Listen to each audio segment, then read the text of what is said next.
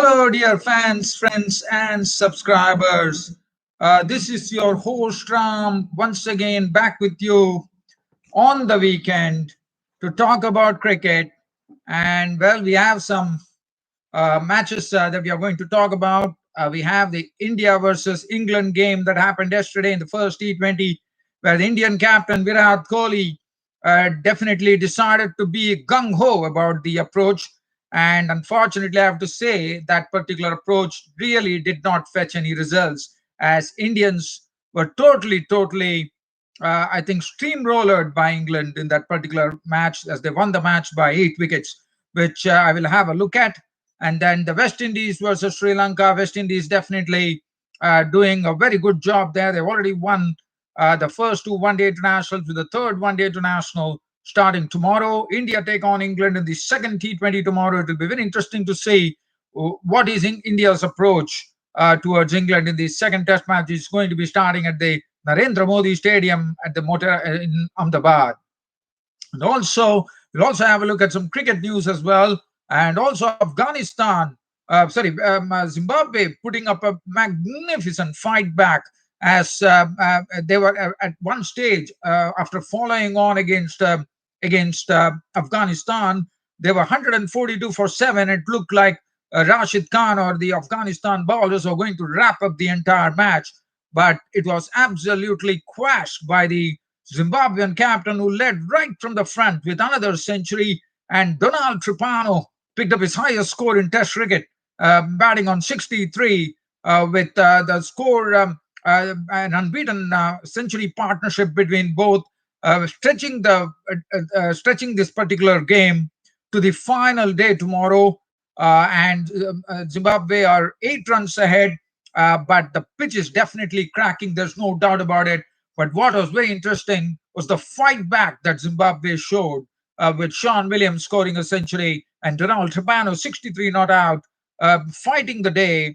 And definitely full credit to Zimbabwe for stretching from 142 for 7 to recover to such a total, which I'll be talking about during my this particular show, which we'll have a look at the scores as well. It really says a lot about the Zimbabwean team. This Zimbabwean team is showing a lot of determination. They already won the first Test match, and even though Afghanistan might definitely go and probably win the match tomorrow, unless Sean Williams and Donald Tripano could actually really stretch them, and by not giving them wickets, which is highly unlikely according to me, with the pitch cracking up. But very interesting, very. I mean, I wouldn't say interesting, but definitely Zimbabwe deserves full credit for doing what they did. As Afghanistan, I'm sure, would have been totally surprised, especially considering you have a world-class spinner like Rashid Khan in the ranks, who's already taken a 5 for. He could not penetrate through that particular pair of Sean Williams and Donald Tripano. We'll come back to that later. But let's first visit the India versus England game. The first T20 that happened, as I said, Indian captain Virat Kohli decided that he's going to have an aggressive approach, sort of a gung-ho approach towards England. But as I said, it backfired. And especially the reason it backfired, because India was trying to do it against the pacers like Jofra Archer and Mark Wood. And definitely, I'm sure the England think tank, or the England would have definitely heard about it in the press, and they decided that they'll ramp up the pace. And Jofra Archer and Mark Wood absolutely stood out, bowling at 150 clicks, and the Indian batsmen were trying to go against the grain and trying to hit them. And in the process, wickets fell like 9 pins, as the Indians could muster only 124 for 7 of the allotted 20 overs. If you look at the card there, Dhawan was clean bowled by Wood. KL Rahul was bowled by Jofra Archer for 1. Kohli, Rashid Khan, sorry, Adil Rashid, the right arm leggy, was introduced into the attack pretty quickly. It was a very good ploy on the part of Morgan. I thought Morgan's captaincy also deserved to be commended for that. To even though the Indians were really telling that they really want to go all hell loose against England, it was really very sort of a bold move on the part of Morgan, I thought, to actually get Adil Rashid to bowl the first over. and definitely the dividends were there. The Indian captain Virat Kohli went for a duck, trying to drive a ball. It's got it mid off by Jordan. Jordan was excellent. We all know Jordan is an excellent fielder. He picked up some brilliant catches, I thought. And Rishabh Pant. I know that India did not do much. He only contributed 21, but in his brief stay of 21, of 23, delivered two fours and one six. He entertained the public. But what was good was that he came up with something which is very hardly, never seen in cricket, and that was a reverse flick of the bowling of Jofra Archer into the stance for a six. And I think Rishabh Pant is bringing great innovation into the game. It also made the former England batsman Kevin Peterson absolutely rave about Rishabh Pant by telling that he has never ever seen someone play a shot like this at what. So Rishabh Pant is definitely, even though he made only 21, he's really catching everybody's attention in the cricketing world. Shreyas Iyer was the one who really gauged the pitch, played to the according to the, and he was the one who actually really held the Indian innings. And but what an innings from Shreyas Iyer! He showed finesse, he showed magnificent placement, and we all know that he's also a good hitter of ball. And what an innings from Shreyas Iyer, 67. He was there till the end for India, and that's the precise reason that India managed to reach 124. Now, it'll be interesting to see tomorrow when the second T20 starts whether the Indian batsmen can definitely learn from Shreyas Iyer's innings that was played. If they could do what Shreyas Iyer could do, we would have a different game, a different ball game tomorrow in the second T20. And what an innings from Shreyas Iyer. Absolutely brilliant innings, I thought. 67 of 48 deliveries, 8 fours and 1 six. Hardik Pandya. Now, this man, you can never keep him out, but yes, could not do much. As I said, like Rishabh Pant, he was out for 19 of 21 deliveries, 1 4 and 1 6. But what one shot that stood out was trying to ramp a delivery from Ben Stokes, who's not very pacey. He tried to bounce him one. Pandya actually swayed away from the line, but at the last moment got his bat and just glided the ball over the wicketkeeper's head. And that was another shot, which Hardik Pandya. One knows. I've seen Hardik Pandya definitely sway away from the line of the ball and slowly ramp it over the slip. But this was ramped over the wicketkeeper's head, and down it went to the fence. So definitely it was something which really entertained the public there. Shardul Thakur not, and 124 for 7, never going to be a good score. But let's have a look at the bowling. It was all about pace. Definitely Jofra Archer was superb. 4 overs, 1 maiden, 3 for 23, barring that reverse flick 6 by Rishabh Pant. He was absolutely superb. Mark Wood, we all know Mark Wood is someone who hits the deck hard and he can generate a lot of pace. 4 overs, no maiden, 1 for 20. Adil Rashid did his job that his captain wanted him to. 3 overs, 1 for 14. Chris Jordan, 1 for 27. Stokes, 1 for 25. And Sam Curran, none for 15. England, for them, it was absolute. There was nothing that the Indian bowlers could do. Jason Roy, Jason Roy, after looking at the innings that Jason Roy played, it really makes me wonder because I definitely said that in the when the Indian Premier League auction was announced. I definitely very clearly mentioned in my cricket show that not having Jason Roy has come as a big surprise for me. There were no takers for Jason Roy, but look at the bloke, what he did. We know that Jason Roy has a fallibility in spin, but yesterday I thought he was really very good against the spinners, and he is someone who can really hit the ball a long way. And what an innings from him, Jason Roy, 49 of 32 deliveries, 4 fours and 3 sixes. Jason Roy, I'm sure he being in India and playing in India, I'm sure some of the uh, cricketing cricketing experts are really eyeing him because if at all there's going to be some last minute changes, someone is not going to be playing or someone who is not probably getting into the fitness regimen, probably not passing the fitness test or something of that sort. Jason Roy might still be someone that they could go for because from what I saw, as I said, I'm still a bit surprised. Jason Roy had no takers in the Indian Premier League 2021. Butler made 28. David Mallon is one of the world's best T20 player now. He's absolutely on the top of the rankings in ICC in T20. Not out on 24 of 20 deliveries and Barristow 26. It was all over. It's an 8-wicket victory. I'm not going to go into the bowling figures there because there's nothing to really talk about, dear friends. And well, the battle will be absolutely on tomorrow when India take on England in the second T20. And what is good about I'm just going to keep the talk over there right now, and let me see whether I can really get into that and see what really is in store in the second T20.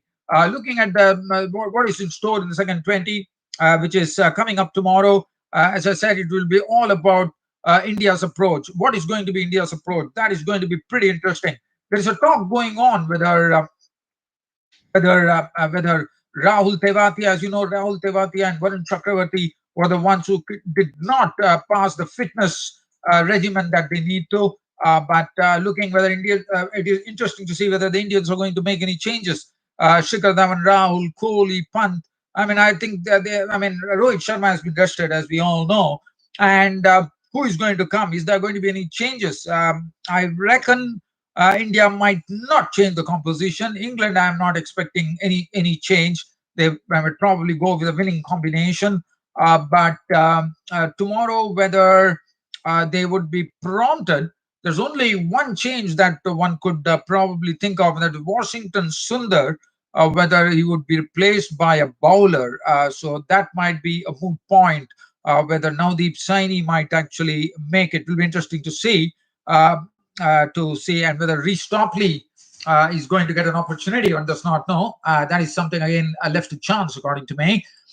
So that is something which is coming up. Let's hope. As I said, it will be interesting to see the Indian approach as to what they come up with tomorrow. Whether the Indians are going to have a measured approach, which is what is expected from them, I would say, because that is what one needs. We need a measured approach from India. It's not about playing slam bang cricket, because first you need to get there. Well, my friend, you're asking me a question. I will answer. Just be with me on my cricket show. Once I complete my cricket show, I will answer your question about why Surya Kumar Yadav is not in the team, my friend. We'll come back to that. Let me complete my cricket show, and I will answer all your questions. So now let's get on to a match between Sri Lanka and West Indies. Looking at the ODI series between Sri Lanka and West Indies, as you know, both Sri Lanka and West Indies are not automatically qualifying for the World Cup. They need to really work hard. Both are under pressure. Both are not in any good standing as far as ODIs are concerned. So I think they have to really work hard to actually get automatic qualification. So these are the two teams which is working hard right now.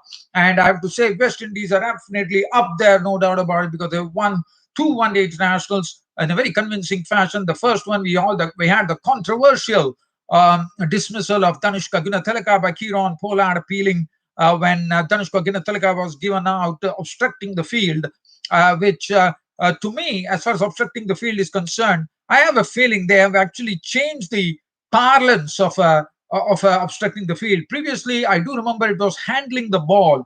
Now, I have seen a few instances of handling the ball that happened in the past. I think the first one in the history would be the former Australian opener, Andrew Hilditch, who was given LBW. And I think the bowler at that time was Pakistan Sarfraz Nawaz. And after that, I believe Mohindra Mannath was given handling the ball in Australia. I think the bowler was Greg Matthews, if I'm not wrong. And I also remember Ramiz Raja, but I don't remember the bowler who actually had him handle the ball. I have a feeling probably they have just changed the sort of wordings there. Instead of handling the ball, they're putting it obstructing the field. That's my feeling. Probably I'm wrong. If anyone knows anything, you're always free to correct me by sending me an email or sending me a message on my cricket Reddit, which I'm very active, and I know there's a lot of cricket Reddit fans who are definitely watching all my cricket show, my cricket tweets, my cricket Reddit comments, and all the stuff. Well, we'll come back to that later. So, looking at the innings there, West Indies had a very convincing victory in the first one. They are barring that particular very sort of an unsavory episode that happened where even Kieron Pollard, the West Indian captain apologized, and I thought it was definitely. I think Kiran Pollard definitely owed an apology to Danushka Gunatillaka, but I was only thinking in terms of whether that would have had a great sort of a great what do you call effect on the game, because Danushka Gunatillaka on that particular day, at that particular moment, was absolutely brilliant. He was going so well. The partnership was blossoming, and this particular wicket really got Sri Lanka down. I think the morale was down, and they were bowled out for 232. So I really felt sorry for them. But nevertheless, that was West Indies coming with Shai Hope special. Shai Hope coming up with the century, putting in a very, very big partnership. I thought it was 192 runs to the good. And from there, I mean, 192 runs was yesterday. I'm sorry, even Lewis and Shai Hope. But on the other day, we saw Shai Hope getting to his century, which was good to see. And he's definitely a great future for the West Indian cricket. Shai Hope.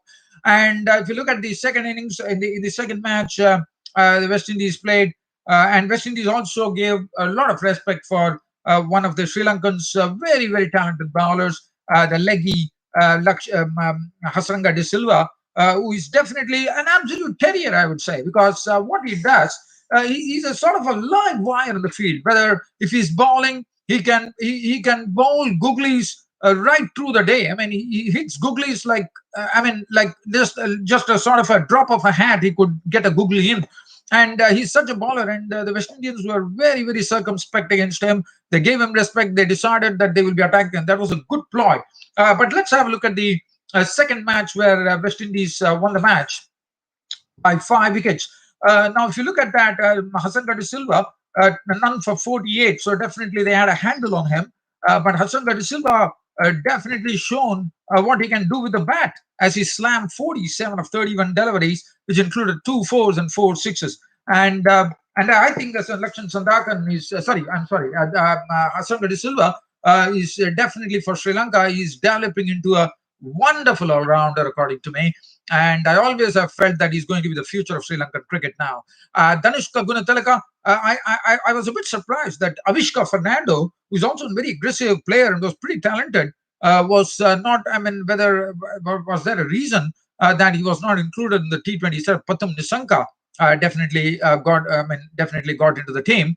And if you look at the team, Danushka Gunatilaka once again shown what consistency after that episode that happened. He came here and scored 96 of runnable stuff, 10 4s and 3 6s. Chandimal, compact centre. So it's good to see Chandimal slowly getting into some form there. They already lost the services of Angelo Matthews, who's gone back to Sri Lanka, unfortunately. Hasanga de Silva, as I said, what an innings from him. He came and absolutely slammed the West Indian bowlers. And what I liked about Hasranga is it's not about hitting spinners for sixes. He's hitting bowlers like Jason Holder, Romario Shepherd, and everyone. He was slamming them for sixes, and that is something that I'm really making a big note of. He hit Joseph for a six. He hit Jason Holder for a six. He went Romario Shepherd. He slammed him. He went after Fabian Allen. He got 4 6s included in that very sweet little knock, I thought, of 47 of 31 deliveries, which included 4 6s and 2 boundaries. And if you look at the West Indian, not going to the West Indian bowling, Jason Mohammed has been very impressive. He has been among the wicket takers there, 3 for 47. Besides his name, Kamzari Joseph did a good job first up. Evan Lewis, let's talk about Evan Lewis. Now, Evan Lewis seemed to have really changed his game, and I think that is very good for West Indian cricket and for himself in his career, because we know Evan Lewis is a very, very aggressive cricketer. He likes to get on with the game, likes to play his strokes. And definitely, I have to say that Evan Lewis has, I think, probably the coach, I'm sure the Phil Simmons has probably had a talk with him, and Evan Lewis has definitely changed his game a lot, and that is really proving great. I mean, it is fetching rich dividends, one could say, because in the first match we saw what he did, and in the second match he goes and hits a century. And Evan Lewis is not a batsman who likes to stay put at the crease. But now we are seeing a different dimension of Evan Lewis, and I'm very happy for Evan Lewis. He has really, really started adapting himself to the needs of a one-day international. T20 is different. You can go and you can slam bang the delivery, the balls. But Evan Lewis now is doing something which is absolutely needed for West Indian cricket, and West Indians need some solid openers. And I'm looking at this particular pair of Evan Lewis and Shai Hope, who are looking like solid openers for the West Indies and really augurs well as the for the future of West Indies with the World Cup, T20 World Cup coming up, or ODI World Cup coming up in 2023. Puran was the one who finished the game. There was a bit of a start of a stutter, one could say, when Darren Bravo, Kieron Pollard, and Fabian Allen were back in the pavilion. But Nicholas Puran keeping his cool, hit an unbeaten 35, brought the winning run, and that was it for the West Indies. So West Indies absolutely on a roll here. They have won two consecutive one-day internationals, and in fact, they have won the series. I have to say that the West Indians have already won they won the T20 series. Now they have also won the ODI series. So it's a matter of a formality. It'll be interesting to see whether the West Indians are going for some experiments tomorrow. I'm really looking to see whether we are going to see some new faces in the West Indian team tomorrow when West Indians take on Sri Lanka in the final T20, which is coming up, with West Indies having already won the series. So let's have a look at the West Indies and the Sri Lankan team. Are we going to have any changes? Maybe let's have a look. Probably Kevin Sinclair might be probably given a chance. That is the news. Or Kyle Mayers, who was the hero against Bangladesh, might get a game as well. And I won't be surprised at all, because I think West Indies should. But West Indies probably would like to, looking at the way that they need to qualify, they are not automatically qualifying for the World Cup. I have a sincere feeling that won't be the case. I think they would probably like to go and get the third win under the belt, probably do a clean sweep of the series. So I wouldn't be a bit surprised about it. Okay, without any further ado, let's get on to the one important game, which is Afghanistan versus Zimbabwe. As you know, the Afghanistan the other day made absolute history. They went on to a triple record in their first innings when they scored 545 for 4 declared against Zimbabwe. That was the highest ever score by Afghanistan in their history. Hasbatullah Shahidi becoming the first double centurion for the Afghanistan team, and unbeaten 200 at that. And then we had 307 runs partition, which is the highest ever partition by an Afghanistan pair in Test cricket. It was Asghar Afghan, the captain of the Afghanistan team, who made 164, and Hasbatullah Shahidi, who made 300 runs. Zimbabwe, so that was definitely a mountain of runs. Zimbabwe in the first innings were bowled out for 287. The openers, Prince Masuwore and Kevin Kosuza, are doing a good job. Masuwore getting 65, Kevin Kosuza making 41, and Sean Williams, the Zimbabwean captain, has really spoken very highly of this opener, Prince Masuwore, and he's really proving that. Kevin Kosuza 41, Tarasya Musikanda 41, Sikandar Raja came to their bit of a rescue there, making 85, and 33 coming from Donald Trapano, who in the second innings, Regis Chakabwa made 33. And Rashid Khan was amongst the wickets, picking up 4 wickets. But Zimbabwe in the second innings, following on, were 266 for 7. They were 8 ahead. But as I said, they were 142 for 7 at one stage. And it looked like everything was lost. It's only a matter of probably, and it was just half an hour before tea time, that the score read 142 for 7. And it looked like probably the game was going to end probably even before tea, or with an extended section, or probably of that sort. But nothing of that sort happened, as it was none other than the Zimbabwean captain, Sean Williams. What an innings from him. He made 106 not out with 9 fours and 1 6. And Donald Trapano, who is actually the number 9 batsman, comes here and he scores his highest score in Test cricket, and he showed absolutely, I would say, absolutely solid defense there. Donald Trapano not out on 63, 11 fours, and they extended the game, even though Rashid Khan had taken 5 wickets back there. He's a world-class spinner, but that didn't really matter. Absolutely hats off to Zimbabwe for showing a great fight there. Not out on 106 of 9 fours and 1 6. Donald Trapano is not on 63, 11 fours, and they've taken the match into the final day tomorrow with 8 runs. Yes, probably Afghanistan will definitely win this match. It will be a series leveling victory, but I'm absolutely happy to see the Zimbabwean fight back there. Great. They stretched the game right at half an hour just before tea, 30 minutes before tea, and they've taken the score to 266 for 7. That's a huge partnership, according to me. It's still going strong at 124 runs worth right now. Rashid Khan 5 for 105. But definitely, I'm going to shut up shop here, unfortunately, because I have to answer some questions coming in. I see my one of my cricket fans here. He's asking me, why hasn't Surya Kumar Yadav, Surya Kumar Yadav come in the team? Well, fans, to bring Surya Kumar Yadav, I think it's going to be a bit of a real challenge for India, because the plethora of talent that is available. I mean, you can't drop a batsman like Shikhar Dhawan. Yes, Rohit Sharma has been rested, but Shikhar Dhawan, Rahul are all automatic inclusions. So because you need to replace a batsman with a batsman, and I definitely agree with this that I mean, getting Surya Kumar Yadav in the team, it could only happen if probably India wrap up the series, and ODI series becomes a formality, or probably someone is injured, has a fitness problem or something. Probably Surya Kumar, but Surya Kumar Yadav probably has to really wait. According, I know he's a very talented bloke, no doubt about it, but I think he probably has to wait, my mate. And thank you for sharing this, guy. That saying the handing ball. Okay, fine, that's great. If Probably I got it wrong then. Probably I was thinking that because I definitely saw some statistics on Cricinfo where the handling the ball and obstructing the field. When I look at Andrew Hildich's name, he probably was handling the ball, but they had put obstructing the field. I don't know. Probably I have to really look into it. But if that is there, well, that's great. I'm sure. So we have two dismissals. So it could be handling the ball, or the other thing could be an obstructing the field. Well, thank you anyway for sharing, dear fans. And Other than that, nothing else, dear fans, subscribers. Keep an eye, as always say, my Twitter page. Go on to my Cricket Reddit, where I'm absolutely active. I like the cooperation from Cricket Reddit. Cricket Reddit blokes are absolutely fantastic blokes to work with, and I really feel motivated to coming to Cricket Reddit and giving my comments, as I get an absolutely overwhelming response over there. And I can't be more than thankful to you for all the support that you've been giving me for this cricket show. Thanks once again, dear fans, friends, and subscribers, from the bottom of my heart here. And it's all over as far as today's cricket show is concerned.